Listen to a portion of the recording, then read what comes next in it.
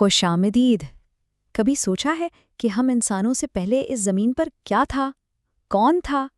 آج ہم اسی گہرے اور دلچسپ سوال کی کھوج کریں گے اور اسلامی روایات کی روشنی میں تخلیق کی اس پراسرار کہانی کے رازوں سے پردہ اٹھائیں گے۔ تو چلیے دیکھتے ہیں کہ آج ہم کیا کیا جاننے والے ہیں۔ ہم بالکل شروع سے یعنی کائنات کی ابتدا سے بات کریں گے، پھر دیکھیں گے کہ آدم سے پہلے زمین پر کون سی مخلوقات آباد تھیں، اس کے بعد انسان کی تخلیق کے حیرت انگیز مراحل پر نظر ڈالیں گے، پھر جنت سے زمین تک کے سفر کو سمجھیں گے اور آخر میں حضرت آدم کی زندگی اور ان کی وراثت پر بات کریں گے۔ تو سب سے پہلے چلتے ہیں بالکل شروع میں، اس وقت میں جب نہ یہ دنیا تھی نہ ہم انسان، تو پھر تھا کیا؟ یہی وہ بنیادی سوال ہے نا، جس نے ہمیشہ سے ہمیں سوچنے پر مجبور کیا ہے۔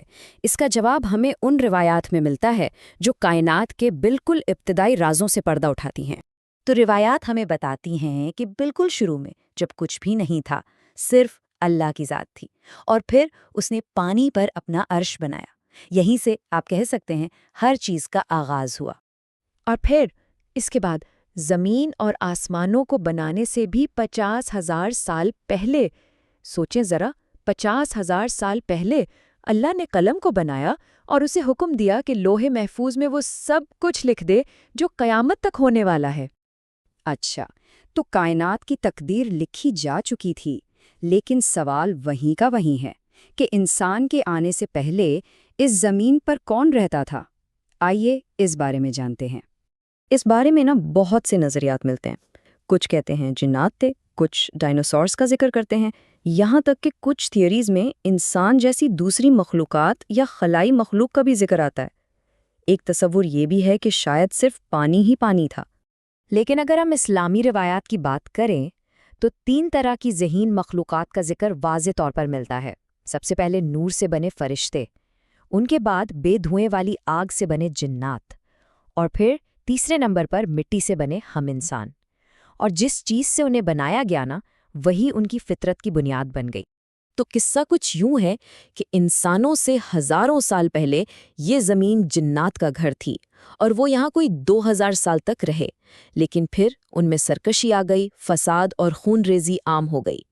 تب اللہ کے حکم سے فرشتوں نے آ کر انہیں شکست دی، اور جو بچ گئے وہ دور دراز جزیروں اور پہاڑوں میں جا چھپے۔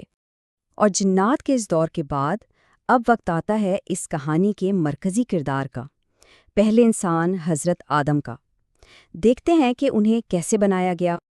آدم کی تخلیق کا عمل بھی بڑا دلچسپ ہے۔ یہ 4 مرحلوں میں ہوا۔ سب سے پہلے پوری زمین کے ہر کونے سے تھوڑی تھوڑی مٹی لی گئی، پھر اس مٹی کو پانی کے ساتھ گوندھ کر ایک چپکنے والا گارا بنایا گیا۔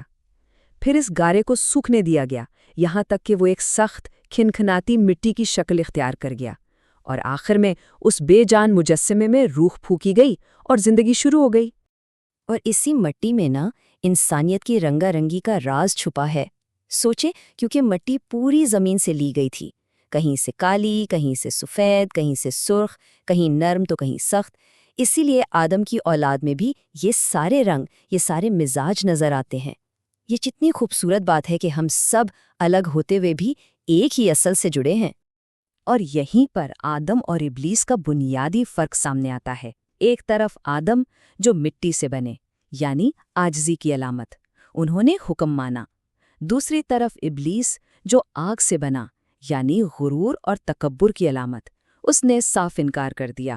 ابلیس نے کیا کہا؟ اس نے کہا، میں اس سے بہتر ہوں، تو نے مجھے آگ سے پیدا کیا اور اسے مٹی سے۔ بس یہی وہ غرور تھا، یہی وہ تکبر تھا جو کائنات کی پہلی نافرمانی کی وجہ بنا۔ اسے لگا کہ اس کی آگ والی تخلیق اسے مٹی والے انسان سے اونچا بناتی ہے۔ جنت میں آدم اکیلے تھے، تو ان کی تنہائی کو دور کرنے کے لیے، ان کو ایک ساتھی دینے کے لیے اللہ نے حضرت حوا کو پیدا کیا، اور انہیں آدم کی پسلی سے اس وقت بنایا گیا جب وہ سو رہے تھے۔ تو اب جنت میں آدم اور حوا ایک ساتھ تھے، لیکن کہانی یہاں ختم نہیں ہوتی۔ اب ہم اس قصے کے اگلے حصے کی طرف بڑھتے ہیں، جنت سے زمین تک کا سفر۔ ابلیس، جسے جنت سے نکالا جا چکا تھا، اس نے بدلہ لینے کی ٹھانی۔ اس نے آدم اور حوا کو بہکایا، انہیں جھوٹے وعدے کیے کہ اگر تم اس ایک درخت کا پھل کھا لو گے نا تو یا تو ہمیشہ یہیں رہو گے یا پھر فرشتے بن جاؤ گے، اور اسی دھوکے میں آ کر انہوں نے وہ کام کر دیا جس سے انہیں منع کیا گیا تھا۔ اس غلطی کے بعد انہیں جنت چھوڑ کر زمین پر آنا پڑا۔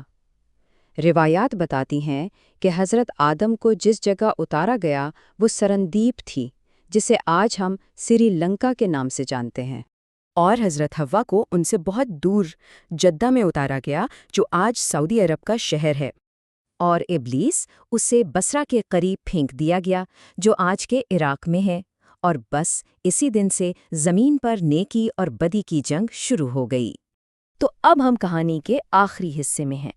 زمین پر آدم کی زندگی کیسی گزری اور ہم سب کے لیے، ان کی اولاد کے لیے وہ کیا وراثت چھوڑ کر گئے۔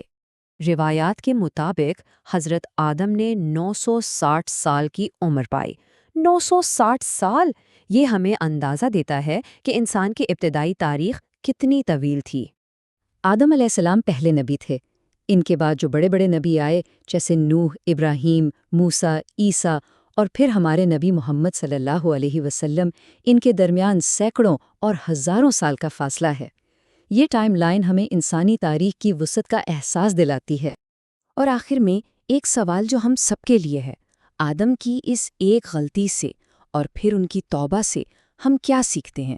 یہ سوال صرف ایک کہانی کا اختتام نہیں ہے، بلکہ یہ ہمیں اپنی زندگی، اپنی فطرت اور اپنے مقصد کے بارے میں سوچنے پر مجبور کرتا ہے۔